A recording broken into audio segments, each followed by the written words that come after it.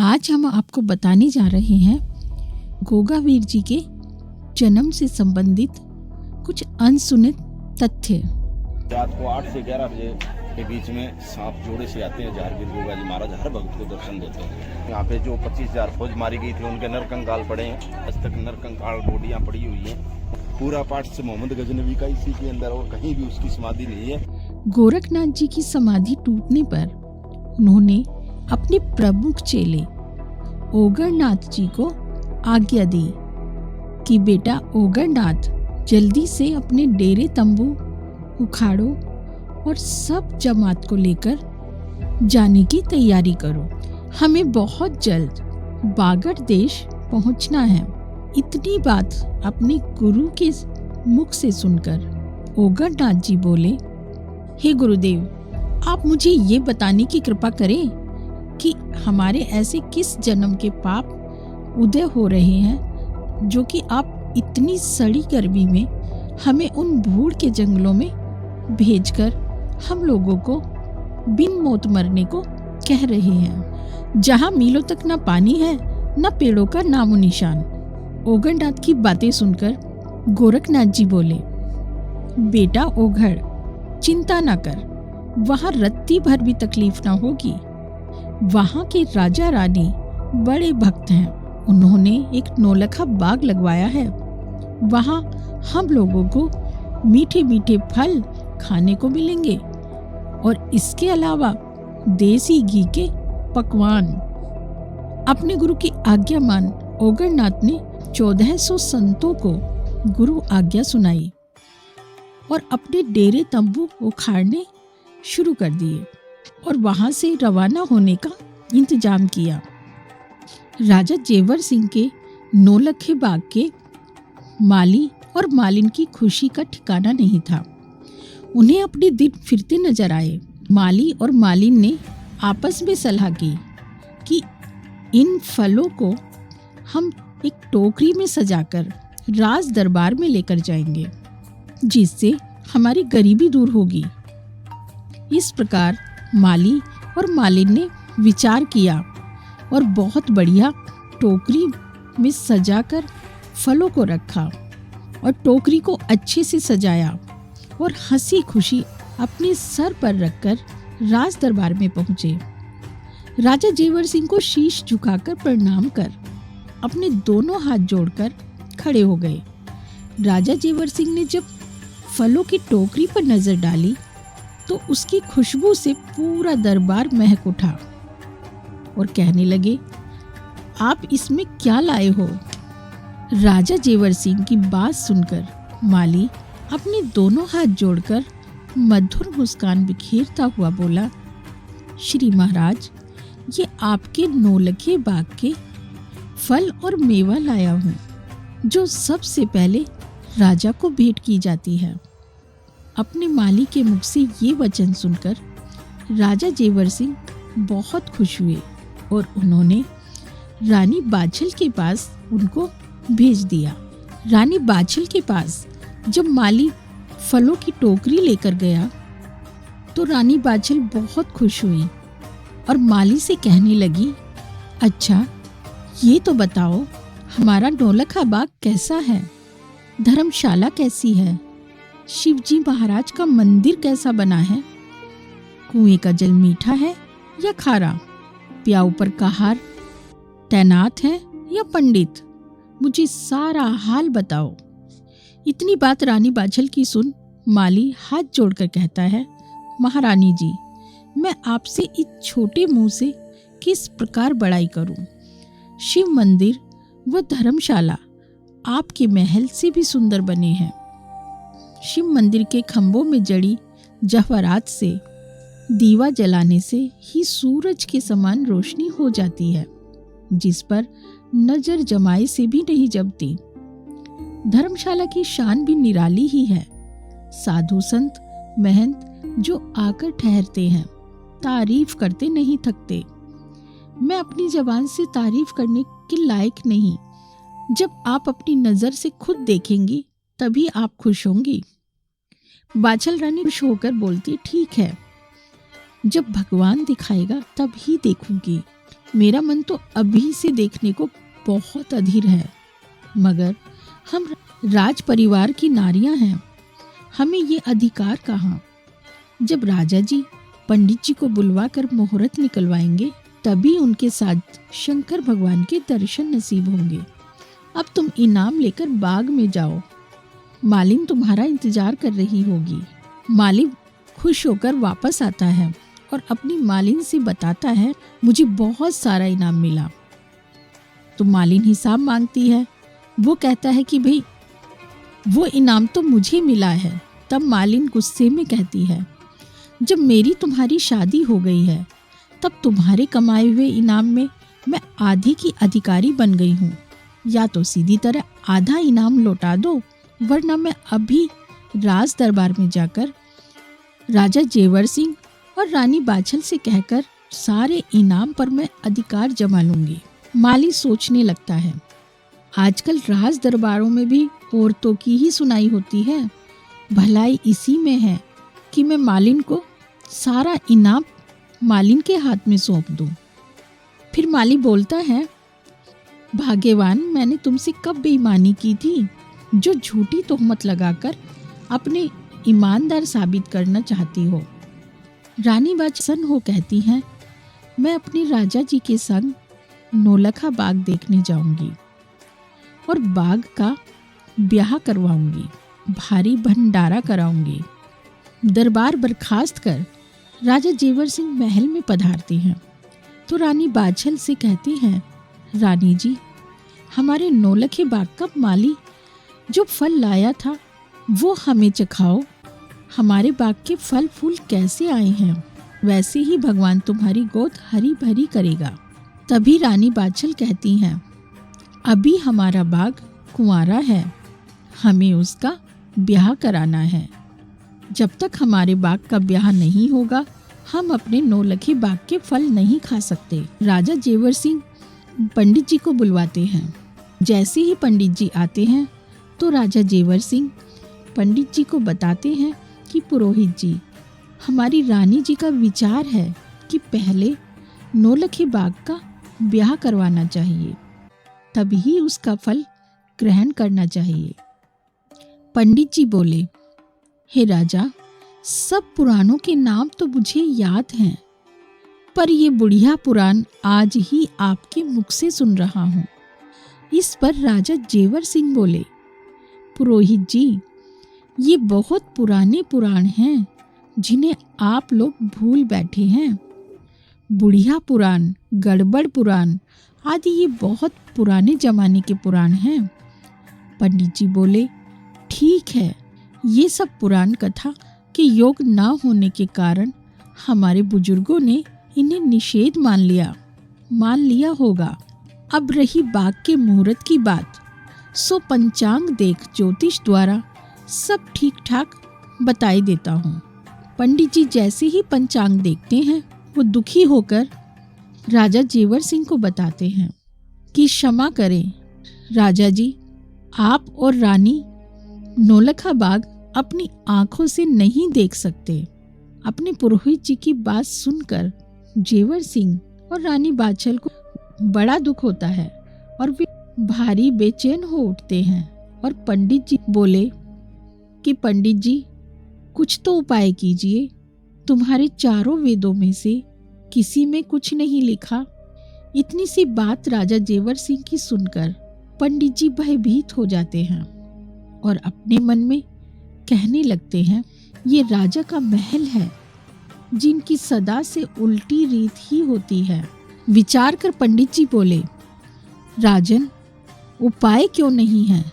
महारानी बाछल और आप दोनों प्राणी आंखों पर पट्टी बांधकर बाग में जाएं।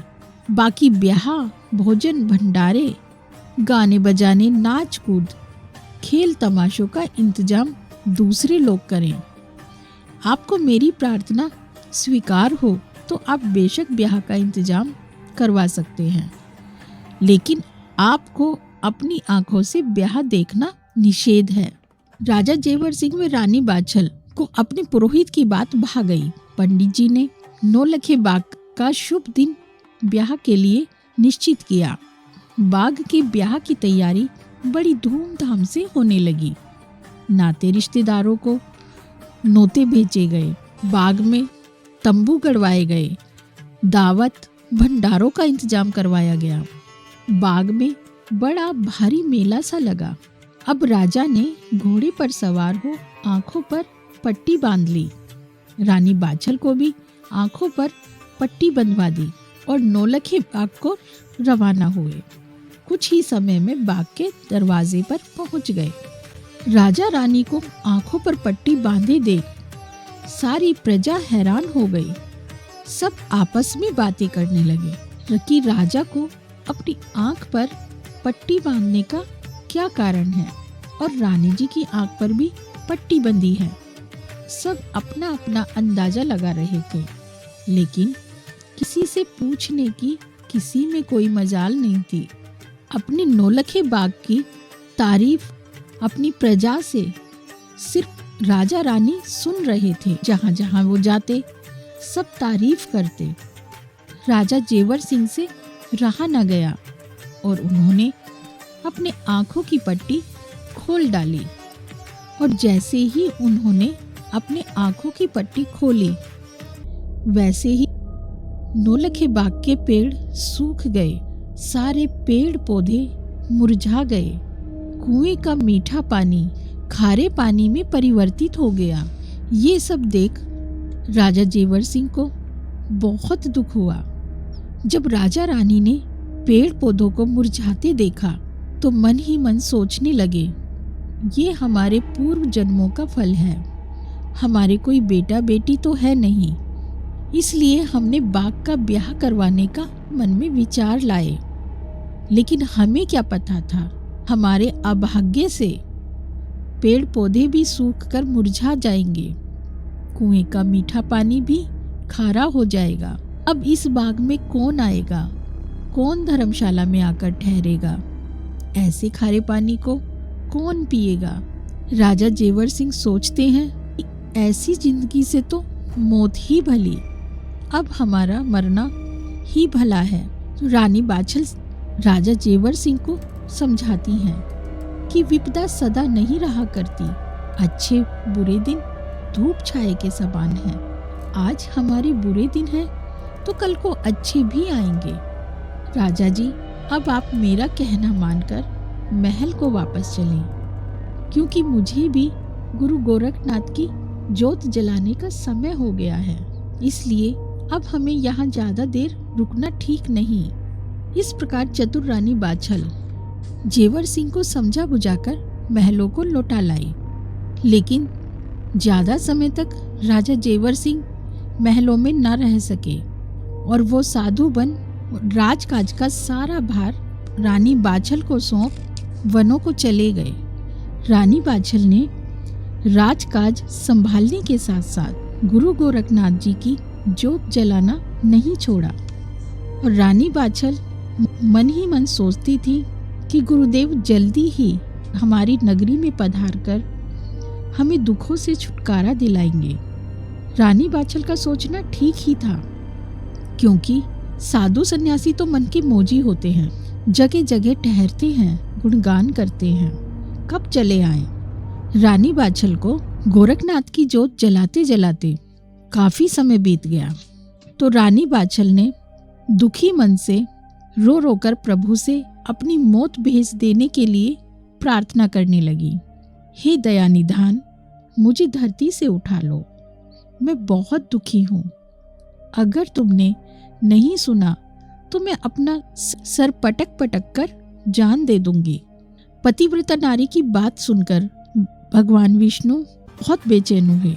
भला भगवान अपने भक्त को इस प्रकार मरता कैसे देख सकते थे। उन्होंने तुरंत ही नारद मुनि को बुलाकर आदेश दिया कि हे मुनिराज, तुरंत मृत्युलोक में जाकर कजली वन में पहुंचो, जहां गुरु गोरखनाथ के 1400 चेलों की जमात आई है। वो बेफिक्री से वहां भांग घोट घोट कर पी रहे हैं, अपनी खंजरी को बजा बजा कर शोर शोर से कीर्तन कर रहे हैं। तुम उनके खास गुरु गोरखनाथ से कहना कि अति शीघ्र ददरेड़ा नगर पहुंचकर रानी बाछल का कष्ट हरो, वरना रानी बाछल सर पटक पटक कर जान दे देगी। अगर तुमने देर करी तो उसे जिंदा ना पाओगे। उसका पति राजा जेवर सिंह घर बार छोड़कर साधु हो वन को चला गया है। वो अकेली ही साधु बनी राजा को खोजती फिर रही है और यह भी कहना कि वह आपकी भक्त है। अगर उसने अपनी जान दे दी तो उसकी हत्या अकाल मृत्यु ही होगी, जिसका हम सबको बड़ा भारी पाप लगेगा। वह क्षत्रिय जाति की नारी चौहान कुल की है। ना मालूम दुखी होकर कब अपनी जान पर खेल जाए। भगवान विष्णु की आज्ञा शिरोधार्य कर वीणा बजाते बजाते हरि गुण गाते अति शीघ्र कजलीवन गुरु गोरखनाथ के सामने जा पहुँचे, जहाँ गुरु गोरख समाधि लगाए बैठे थे और उनके 1400 चेले भंग घोट घोट कर जयकारा बोल रहे थे। नारद मुनि वहां पहुंचकर नारायण नारायण कहा। गोरख गुरु के चेले नारद मुनि को देखकर सक पका गए और आपस में कहने लगे, आज जरूर दाल में काला है। नारद मुनि आए हैं और खैर रहे। इधर गुरु गोरखनाथ से उनका आना कैसे छिपा रह सकता था। वह योग द्वारा नारद मुनि के पधारने का सारा कारण जान गए। फिर नारद मुनि को नमस्कार कर मुस्कुरा कर बोले, हे मुनिराज, कैसे दर्शन दिए? दास को सेवा बताइए। आपके दर्शन करके निहाल हो गया। आप इस समय कहाँ से पधार रहे हैं? गुरु गोरखनाथ के वचन सुनकर देव ऋषि नारद बोले, योगी राज जी, आपसे क्या छिपा है, परंतु जब आप पूछ ही रहे हो तो आज्ञा पालन करना दास का कर्तव्य है। मैं विष्णु भगवान का भेजा सीधा विष्णु लोक से आ रहा हूँ। आपकी परम भक्त ददरेड़ा नगर की महारानी बाछल इस समय बड़ी दुखी है। आपको तुरंत ही ददरेड़ा नगर पहुंचकर उसका कष्ट हरना चाहिए।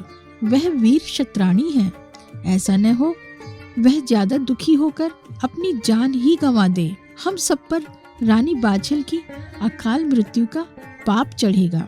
उसका पति जेवर सिंह साधु बनकर वन को चला गया है, इसलिए वन में उसे खोजती फिर रही है। नारद मुनि की बातें सुन तुरंत गुरु गोरखनाथ ने अपने प्रमुख चेले ओगरनाथ को आदेश दिया कि झटपट डेरे तंबू उखाड़कर बैलगाड़ी में भरवा दो और जमात को आदेश दो कि अति शीघ्र ददरेड़ा नगर को कूच करे।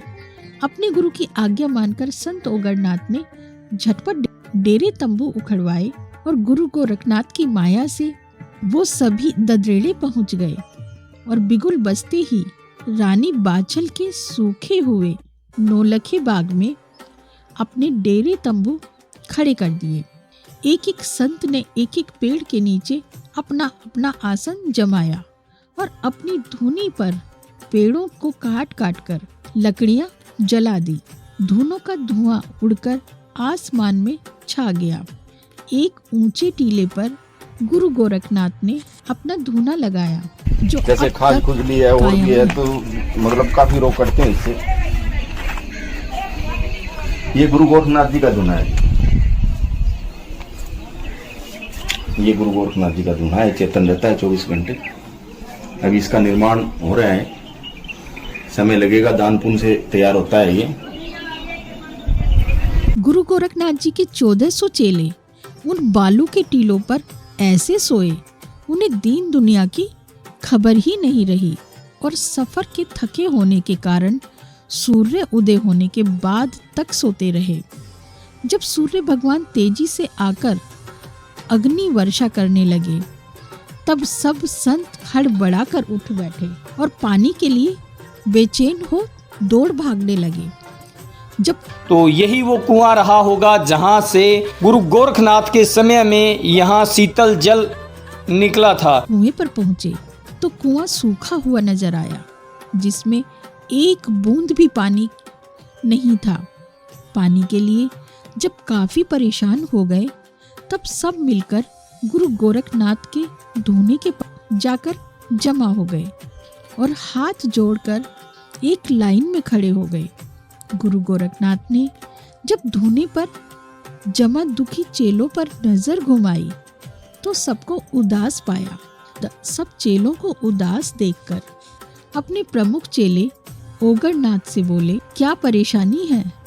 तो ओगरनाथ ने कहा, जो ये सब यहाँ आकर जमा हुए हैं, अपने गुरु के मुख से अनजाने जैसी बातें सुनकर ओगरनाथ हाथ जोड़कर बोले, गुरुदेव, न जाने हम लोगों को किस पाप के कारण इतनी कड़ी सजा मिल रही है, जो आपने इस सूखे बाग में, जहाँ न पेड़ पर एक पत्ता और न कुएं में पानी, हम सब बिना पानी के और सूर्य की गर्मी में सब झुलसकर बिना मौत मारे जाएंगे। यहाँ 1400 मुर्दों को उठाकर फूंकने वाला भी कोई नहीं मिलेगा। मैंने तो आपको पहले ही बताया था कि बागड़ देश बड़ी खराब जगह है, परंतु आपने हमें आश्वासन देकर कहा था कि वहाँ बड़े बड़े देसी घी के पकवान मिलेंगे और एक से एक लाजवाब फल मेवा, परंतु मुझे तो बदन को झुलसाने वाली बालू के सिवा कुछ भी नजर नहीं आता। अपने प्रमुख चेले ओगरनाथ की बात को सुनकर गुरु गोरखनाथ को गुस्सा आ गया और आंखें लाल पीली करके, ओघड़, तू रहा पूरा का पूरा ओगरनाथ ही, मुझे जरा ये बता, क्या मैंने तुमसे कभी झूठ बोला है या किसी से गलत बात कही है? मनुष्य जो पाप करता है उसे उसका दंड तो मिलता ही है, वह चाहे घड़ी भर का हो चाहे सारी उम्र का। फिर उन्होंने अपनी धूनी से भभूति उठाकर थोड़ी थोड़ी सब चेलों को पकड़ा दी और कहने लगे, इस भभूति को थोड़ी थोड़े सब पेड़ों पर अलख निरंजन कहकर उड़ा दो और एक चुटकी भस्मी अपनी झोली से निकालकर ओगरनाथ को देकर कहा, अलख निरंजन कहकर ये कुएं में छोड़ देना। भभूति लेकर सब चेले पेड़ पौधों की तरफ दौड़ गए और अलख निरंजन कहकर पेड़ों पर भभूति उड़ा दी। भस्मी के प्रभाव से पल भर में सब पेड़ पौधे हरे भरे होकर फलों और मेवों से लद गए और पेड़ों पर 10 गुना ज्यादा पत्ते आ गए, जिससे सारे बाग में छाया ही छाया हो गई थी। इस तरह सूखा हुआ नौलखा बाग गुरु गोरखनाथ की कृपा से वापस हरा भरा हो गया।